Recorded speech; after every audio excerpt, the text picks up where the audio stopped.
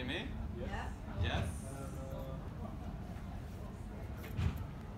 My name is Vikram. Vikram Kolmanskog. Are we still waiting for the sound or?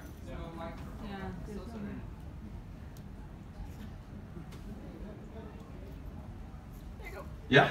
Okay. Oh, yes, I can hear myself as well. My name is Vikram Kolmanskog, for those who don't know me. I have just finished a new book, a collection of short stories. My publisher has been so kind as to give us some advance copies. It's the actual book launch will be on the 6th of September. The 6th of September is a very important date. Last year, 6th of September, the Indian Supreme Court not only decriminalized homosexuality, but gave very, very strong rights to the queer community in India, saying that all queer people as well as straight people have full constitutional rights according to the Constitution of Independent India, thereby scrapping the colonial era law that criminalized homosexuality. 6th of September also happens to be my birthday. So it's like, it's kind of like the birthday of queer India, and it's my birthday, so it's perfect. So these stories are, the publisher is Team Angelica. It's a queer, it's a queer of color-centric press. It's based in the UK. And the stories are influenced by me, my identity. So the stories are queer. They often have some spiritual aspect to them. And there's a little bit of explicit homoeroticism in there as well. Yeah. So I'm going to share some of these stories with you today. And we'll do it in the following manner.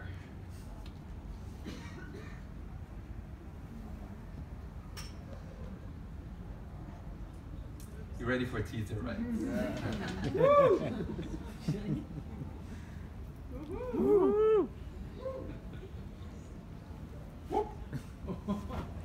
Okay, so as you can see, I have some like names and letters on my body. They're different characters from different stories. So I thought I will walk around the audience, and once someone like asks for my attention, I'll come up to them, and you pick one of the characters.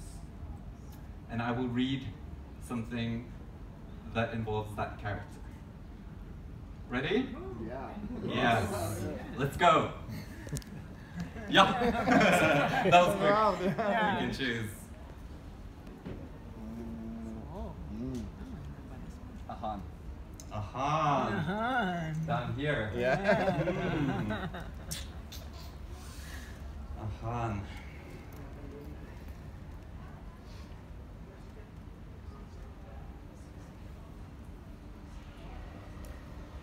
Okay. So I'll give a little bit of context to the excerpt that I'll read. This story is about a boy who's from the Brahmin caste, the upper caste, priestly caste in India, who has an affair or dates a boy or a man who belongs to what's known as the Dalits, the people who are, by the caste Hindus, considered untouchable. Yeah? So in India, caste politics means that you don't even share. If you're Orthodox Hindu, you don't even share the same plates. If you have an untouchable eating, you will not have an untouchable eating from the plate that you eat from. You have separate plates for people from that community. So just to say, how clear the divides are when it comes to touching, not touching, being polluted. So I'll read the end of this story, actually. We undress and lie down on the bed. We kiss each other everywhere. I kiss his forehead, his eyes, his nose, his neck, his shoulders, his pigmentation spots, his nipples, and his navel. I kiss his cock, pull back the foreskin and kiss the glans. He kisses mine. He turns me around on my stomach and kisses my hole. He kisses the small of my back and moves all the way up to the nape. You should write an erotica about us, he whispers in my ear. I will. He turns my head and kisses me on my lips. While his tongue is in my mouth, I sense his cock against my hole, and slowly he enters me from behind. You okay, he asks. More than okay. I almost come like this, with him taking me from behind. Then I manage to turn around, without his cock leaving me. While I'm on my back, our eyes meet, and Ahan pushes the full length and breadth of his cock inside me. He stays like this for a moment, filling me completely. It pulsates inside me, his pulse and my pulse. Difficult to know which is which. We're almost one, he says. Do you feel it? Yeah, I say, my heart expanding, tears welling up in my eyes. He bends forward and kisses me. We continue to fuck, to make love, and I hope that one day, caste will be annihilated. I'm gonna come, he says. Come inside me, I say.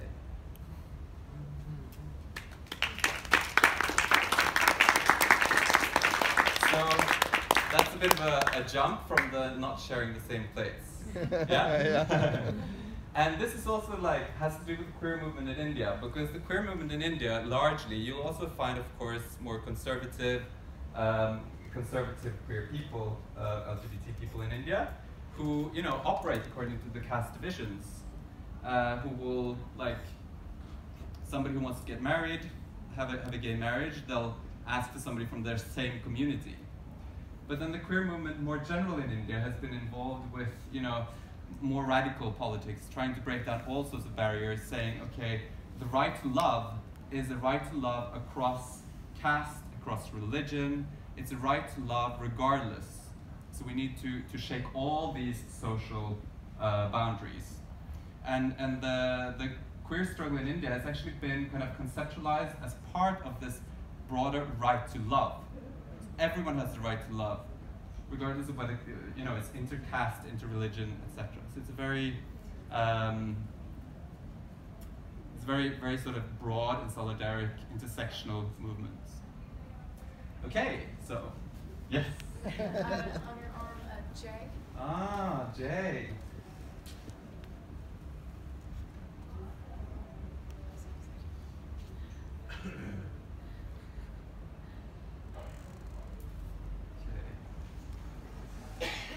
So, your cousin brother Jay, he never married, did he?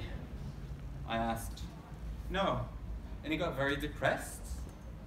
I think that's why he never married, my mother said. Have another waffle, Ram. Have one with brunost. Do you like that? Thanks, but I'm really full now, Mama. So, Jay was a lot older than you? Oh, yes, Ram. Let me see. I was still a child when he went to Bombay to study. So he was much, much older than me. He was a doctor, right? Where did he work again? Yeah, it was in the villages near the farm. He was very well liked. He was very kind. You don't know why he got so depressed? No. I wondered if it was heartbreak. But I don't really know that. Maybe he couldn't marry the one he wanted, or I don't know. And then he stopped working. He quit his job? Yeah. It wasn't safe to continue. I can understand that. As a doctor, you have to be quite focused, you know? He lived by himself, or what? No. He lived with his brother and his brother's family. They all lived on that farm. And then when he died, well, all his money was millions, you know? Went to his nephew, who now lives in America, you know? But it wasn't talked about the fact that he never married. Oh yes, everyone wanted him to get married. Ba was really concerned. What a sad life, she used to say to his mother. What will he do when he gets older? Ba always used to say that. And what did they respond, his family? I don't know.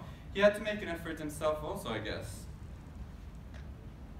So he didn't want to, or what? I don't know. You You don't think he was gay? No. You don't think so? No, not at all. No, I don't think so, Rob. Why not? Because I know, don't I? I know he wasn't. You know, I didn't know much about gay and all that before. No. It's really strange. I've never really thought about that. That he might have been? Yeah. I just thought since he never married and got so depressed and all that. I don't really know. We could ask Morten, but I don't think people didn't talk about things like that then. No. But it's entirely possible that he was. It must have been very difficult. What are you thinking now, Mama? Now I'm thinking about what you said, what you asked. I don't know, Ram. It's so strange to think about. And then when I'm thinking about how it is here now, people like to think it's so open and accepting, but it isn't always, you know. There are two men who live just around the corner here. Partners? Yeah, partners. Yeah. And they've been partners for so many years, and now they are older. One is a senior citizen, and we're friends, not because of you or anything, just because I like them. Yeah. They used to have a dog, you know, one of those dogs with the long ears? So cute. Well, one day the dog came up to me when I was out walking. That's how I got to know them. But the last time I saw them, they had lost him. He was very old, you know. Paul makes jokes about them, but he makes fun of everyone.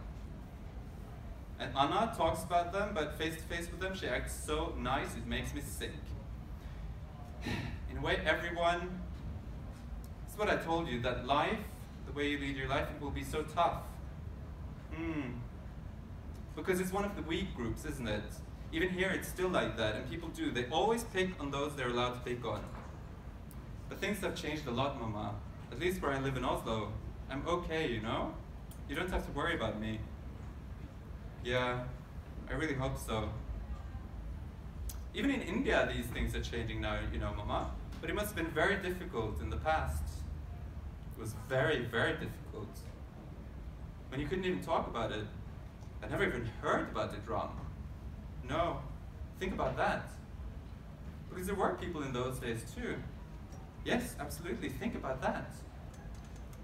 And many probably felt alone and depressed. I really hope you find someone soon, Ram. I want to die knowing you're happy. I'm okay, Mama. I really am, don't worry. And you're not dying yet. Did you meet someone in India? Yeah, but I don't know if it will continue. It is far. Maybe it's better for you to find someone in Oslo where you live. Maybe.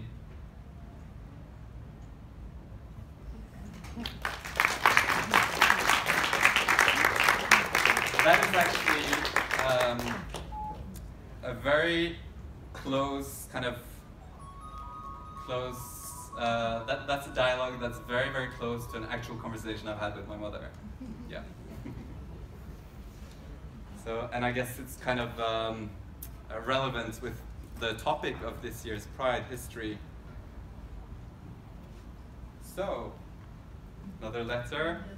Yes? Buddha. Buddha. You get something with that one. You get an orange, which you can peel, and you can share with whoever you want here while I read the story. Thank you.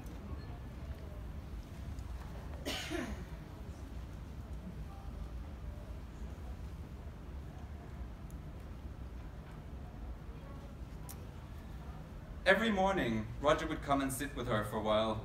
She knew that Anand and he were special friends, and that he had problems with his family, that this was the reason he lived here now. Anand had told her that he wasn't a regular white Norwegian, but you can tell that by looking at him. He looked like a hero in a foreign film. Fair skin, blue eyes, blonde hair, tall and well built. He talked with her in English. He had also learned a few phrases in Hindi. She tried to speak very slowly and simply to him in Hindi, adding the few English words she knew. When she noticed the oranges that her daughter had placed on the table next to her bed, she thought of a story she wanted to share with him. Siddhartha had been wandering for a long time in the forest. He had tried being an ascetic, hardly eating anything. and he had tried other paths.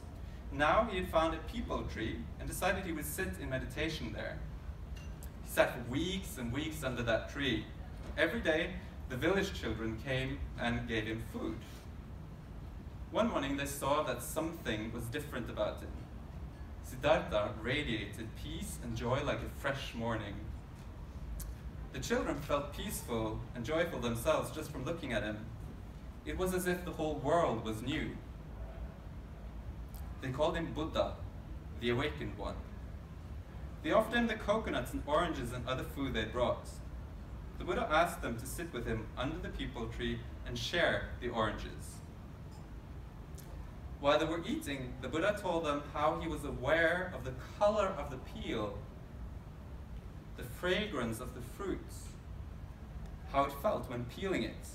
He told them he was aware, while separating off a segment and taking a bite, of the way the thin skin burst against his teeth, and then the taste of his sharp, sweet juice.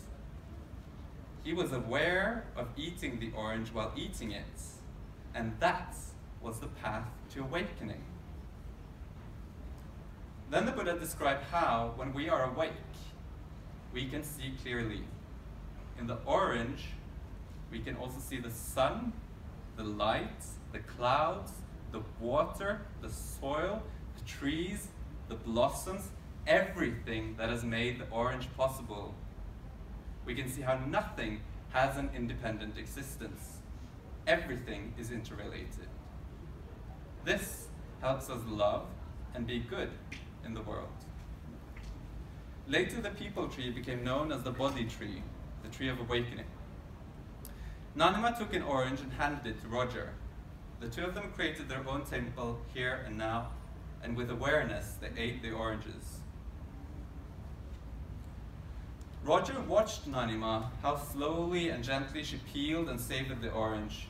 He also started peeling his, pried a segment free, closed his eyes, took a bite, tasted the fresh juice, chewed, swallowed, sensed how it moved down his throat, into his stomach. He opened his eyes and saw her smiling. She pointed at the golden Buddha on the table. Then she pointed at him and herself. After a while, he got up to have a shower and leave for the gym.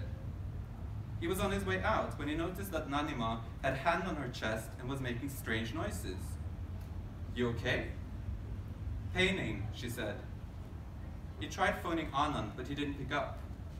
He tried Anand's mother as well, without any success. He didn't want to take any risks. He called for an ambulance. "Everything okay, hospital now," he told her. "I expire," she said. "Breathe together," he said. "I also breathe, just one breath at a time. In, out." He sat next to her, breathing in with her, breathing out with her. "Inhale air and light and imagine the Buddha," he said, since she seemed to like the Buddha, and he didn't know how much more breaths she had. "You, Buddha," she said. Was she losing her mind? "I also, Buddha," she continued. "Oh, okay." Okay. Thank you. And Nanima is Hindi for maternal grandmother. So this story, I don't know if you kind of got it, but it's like a story of a Norwegian or a Romani Norwegian boy who has been kicked out of home because he's gay, who comes to live with his Indian origin boyfriend, and he develops this relationship with the grandmother who's there and very old and dying, without too many words. Yes. So we still have some more letters. Krishna. Oh, you get something with that as well. You get some insects. Maybe you can you do this? You can take one out, and then you can light on this and just hold this. Okay, this is the opening story, the title story actually. And it's called Lord of the Senses. Do you remember the first time you fell in love? A stranger came to your house, wearing very simple clothes, smelling of the forest, but your father showed him respect and invited him in. Your eyes met. His were dark but shining. You hid behind your father. He's a holy man, princess. Don't be afraid, your father said. He will stay here for the night. Do you remember that night? You didn't sleep well. Perhaps you dreamt. Perhaps you dreamt of an earlier life and love. You opened your eyes and saw how bright the moon was. It was an almost burning white in the night sky. It lit up your bed and your body. It made you think of milky sweets. You climbed out of bed and walked down the corridor as you often did in search of sweets. But this time, halfway down the corridor, you heard someone singing. His door was half open. You looked in. Did you hold your breath? The holy man, wearing only a loincloth, was dancing around his room, his dark arms stretched out, his shining face turned upwards, smiling. The moon showered white light on him, cool on the hot body. There was a scent of joyous sweat and forest nights. Mira. How did it sound, your name in his voice? How did it feel, your name in his mouth, created by his lips and tongue? You'd been caught. But his voice and eyes were soft, so you softened. Come in. Was he supposed to invite you in like this? Were you supposed to enter? You didn't. He wrapped a shawl around his sweaty body. I want you to meet someone. He came towards the door and stretched out a hand. You let him take yours, a small hand in his big. You crossed the threshold. He walked you up to the table, small table, on which were a clay oil lamp, an incense stick, sandalwood perhaps, and a doll-like idol. Krishna, he said, the dark one. You looked. He was dark bronze. My lord, the holy man said. But he's so small, you said. Were these your first words to the holy man? As you said it, you knew you were being disrespectful. He only chuckled. Perhaps he appreciated your honesty and disregard for conventions. You looked up at him and you both smiled. This is bhakti, he said. The Lord can be this small, small enough for you to pick him up and hold in your hands. He carefully picked up the boy God and offered him to you. You held out your hands, palms up, creating a bowl or a bed, and received him there with great care, his light weight, his smooth surface. And he can be as big as a mountain, the holy man continued, even bigger, big enough to shake and lift the mountain, big enough to hold us and lift us. And when he plays the flute, it fills you up. You lose your mind. Krishna plays so beautifully that one day we will all leave our houses, break the rules and sneak out into the forest and dance and sing together under the moon. He noticed how you looked curiously, longingly at Krishna as he lay there in your hands. He's yours, he said. Now, go back to bed, Mira. You'd forgotten about the sweets. You went back to your bedroom and placed the boy God on the small table next to your bed. You fell asleep, facing him. His pose was so elegant. One foot firmly on the ground, the other crossed over and only lightly touching it. His head slightly tilted to one side, his eyes wide open, in his hands, a flute. Did you dream about him? Do you remember waking up at night? Did you trust him from the beginning, or did it take some time? When did you start feeling safe, knowing that he was watching over you while you slept? Did you want to stay awake sometimes like him, with him, and not sleep the night away? Do you remember his smile, a half smile, a naughty smile, a knowing smile? Did you ask him to play his flutes? You hoped he would, and you feared it. If you played the flute, what would happen? Would you leave the house together at night, like the holy man had said? Would you leave the safety and comfort of your home and venture out into the dark and unknown? That is...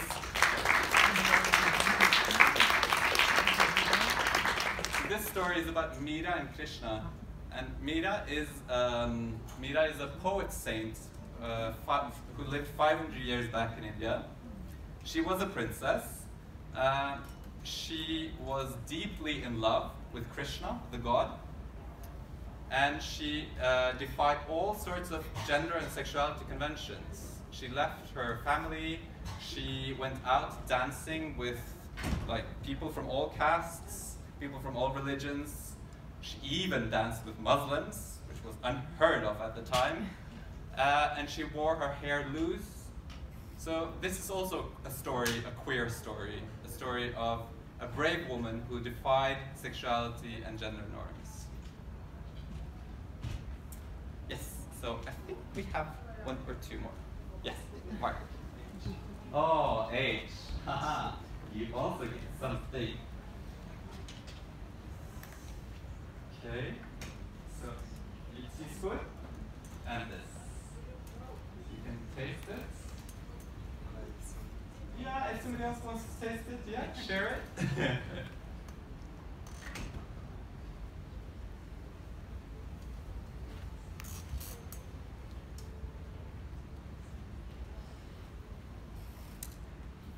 Lie down on your stomach, he says blandly. I remove the sandals and lie down. He starts massaging me, my toes, feet, calves. It's quiet, I feel uncomfortable. Sometimes I hear him sniffing. It sounds like he has a runny nose. You have a cold? I ask, trying to make conversation. No, he says, I went to a friend's house last night and his mother had made rice with lots of chilies, that's why. He speaks in a mix of Hindi and heavily North Indian accented English, and suddenly this feels more intimate and relaxed. He has a life outside this place. A friend with a mother, has eaten rice and chilies too much, making his nose run. Now I should eat something sweet, he says. I smile. I find the idea that this would help him touching. I wonder if there's also a double entendre, that I'm sweet and he wants to eat me. He brings his hands higher up my legs, including my thighs in the massage. It feels good. I fall silent and let myself be massaged and enjoy it. He strokes me up and down the entire length of my legs now, all the way up to my thighs, up to the towel, under the towel. His hands sometimes touch my ass cheeks. Now he even brushes lightly up against my hole. It makes me so horny, this teasing, if that is what it is. Perhaps nothing more will happen. Perhaps this is the best part anyway.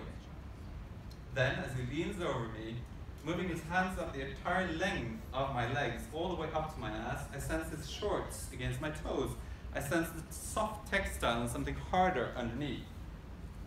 He moves around and comes up next to me, standing to my left, and starts massaging my lower back. My left hand is hanging just off the edge of the massage table. His shorts brush against my fingers. I'm so turned on, not knowing what the boundaries are.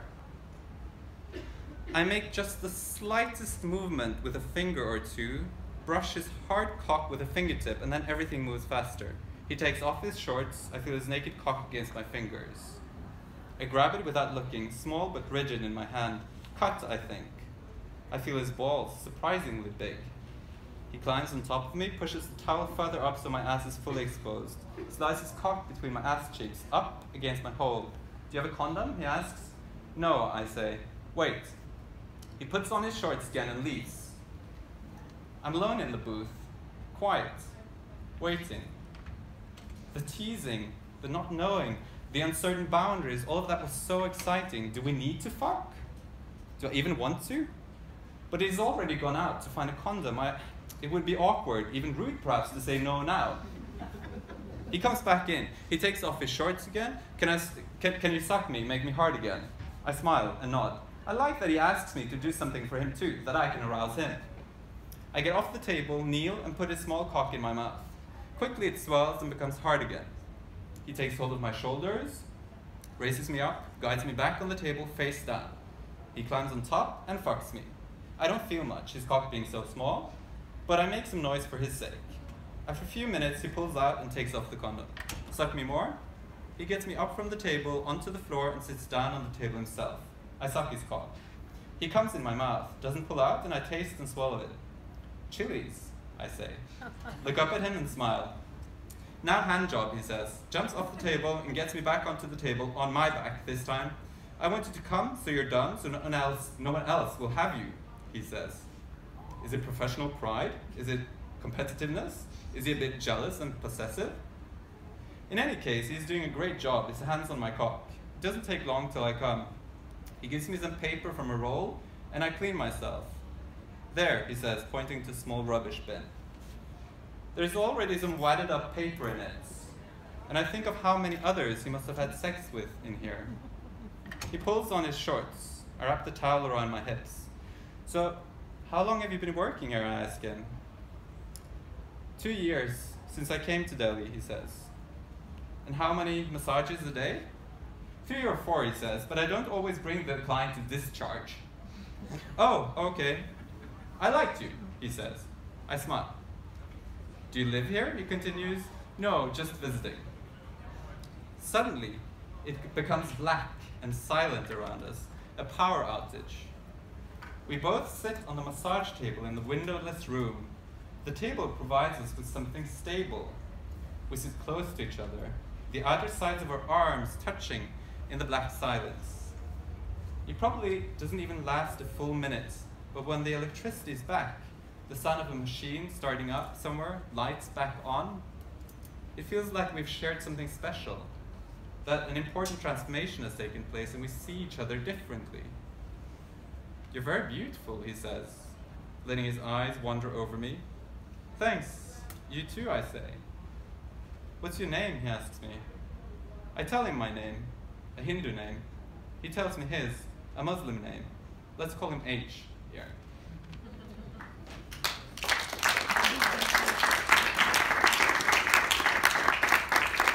Yes. And I think that was it. Espen! Oh, there is one left. And isn't that interesting? Because it's on my back, and I forgot it for a reason. Okay. At some point during the Yugoslav wars, 2 or 3 new boys joined the school mid-term. We didn't become friends, but we said hi, nodded, and sometimes smiled at each other. I think it was because we shared something, being darker and different from the white Norwegians. One day, on my way home from school, I saw Kari Hagen at the train station. He was the leader of the right-wing Progress Party, and they were getting more popular. I think there was only a small crowd at the station that day. I didn't really notice, I was too tense. I saw Kari Hagen, his big blonde hair, and heard him say something about immigrants. I hurried on, hoping no one saw me, a brown boy. I left a note on my parents' bedside table that evening. I hate you. You only thought about yourselves, not about me falling in love and making me homeless in this world. The next day, which was a Saturday, we had breakfast together. Mama made waffles. We ate them with brunost and strawberry jam, or just butter and sugar. I like waffles. Mama knew I liked them. But that morning I was so tense thinking about the note and waiting for us to talk about it. Eventually Papa said, "You're Norwegian." He didn't understand, or he didn't want to. I turned to Mama, accusing her of not introducing me more to Indian culture. The Gujarati language, religion, food, the waffle lying there half-eaten on my plate. I wanted you to fit in and feel at home in this country, not ruthless like me, she said. And your teachers told me that I should only speak Norwegian with you, and religion is something personal and private. There were no visible signs of Indian heritage in our house. Mama only had a small shelf for gods, and that was hidden away in her bedroom closet. And Norwegians don't understand, she said. They will only make fun of us and our culture. But she wasn't yelling at me. She was crying. Soon after that, Mama and I found out about an Indian Hindu temple in Oslo, the only one, and started going there sometimes. I felt out of place, not knowing how to act, unfamiliar with the rituals, the words, but I recognized Ram, Sita, Hanuman, Krishna, and others, and I made some new friends. I started introducing myself with my second name, Ram, rather than with my Norwegian first name. One night at Jon's house, he told me about his father's magazines and fetched one of them to show me. We looked at the photos of naked women, and he told me about how he and some other boys from school had met up and jerked off together. Something happened to my penis while he talked. It started filling up, pulsating. I didn't want it to stop, but I changed to a different position to make sure it wouldn't be visible. I told Jon about some new friends of mine, Indian or half Indian like me. They live in the city, so you wouldn't know them. I said, we also do stuff like that. Jon asked about details, and I continued making up a story. My penis pulsating. I slept on a mattress on the floor next to his bed. Early the next morning, I saw Jon lying almost uncovered and naked. He had a boner, it was big, and the pubic hair surrounding it was surprisingly, excitingly dark. Much darker than the blonde curls on his head. Did he know that I was watching him? Did he want me to? I started staying up after Mama and Papa went to bed. I sneaked down the staircase to the TV room, closed the door, and turned the TV on at low volume. Sometimes there would be something to watch on RTL, like German porn with women with insanely large boobs.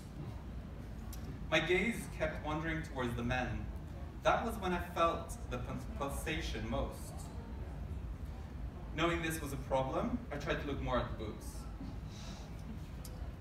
During the last summer before upper secondary school, soon to be 16 years old, I became handsome.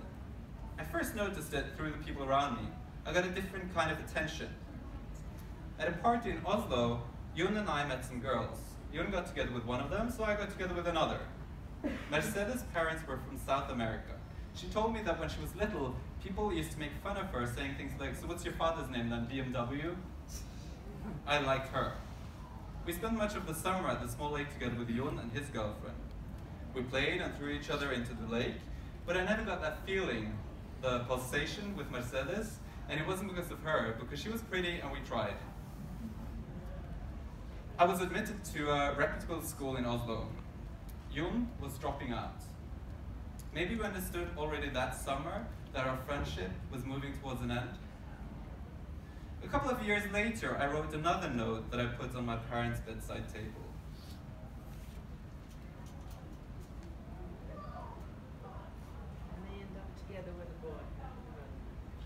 I may end up together with a boy rather than a girl.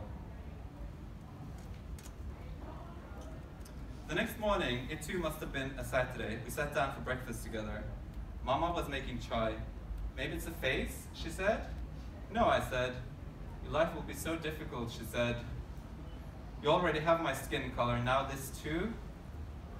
Papa didn't say much. He just talked briefly about HIV and safe sex. 15 years later, our street is still pretty much unchanged. The houses, the playground, the forest, but the people are mostly new. Tina, Anna, Marcus, Elise, Olsen, all the others, they're gone. Now our house is also up for sale. Mama and Papa are not happy here together anymore, and they're getting a divorce. I've come to help them pack and divide things. In the entrance hall, Ganesh sits, welcoming everyone. A blessing for all new beginnings and remover of obstacles. Mama started to make him and Krishna and other signs of her Indian heritage more visible a few years ago. Mama and Papa start arguing about something, and I wander around the house. I go into their old bedroom. On the bedside table is the phone index, and the phone for the old landline that's no longer in use. I turn it to Jay. I still know Jon's number by heart. Mama and Papa continue arguing, and I leave. Near the train station, there is now a shopping mall and complex of flats. There are many more people there than there used to be, including brown and black people, even some men holding each other's hands. I go into a shop to buy a sandwich. Between the malls and flats, I catch a glimpse of the small lake and Jon's house. just as I'm about to get on the train, I think I hear someone calling me.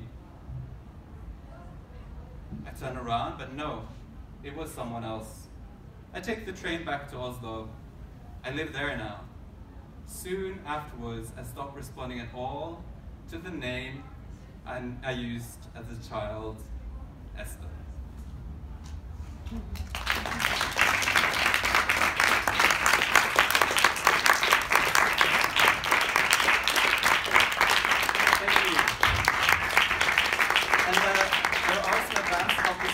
For sale during Pride, and there will now be other stuff happening, so please stay.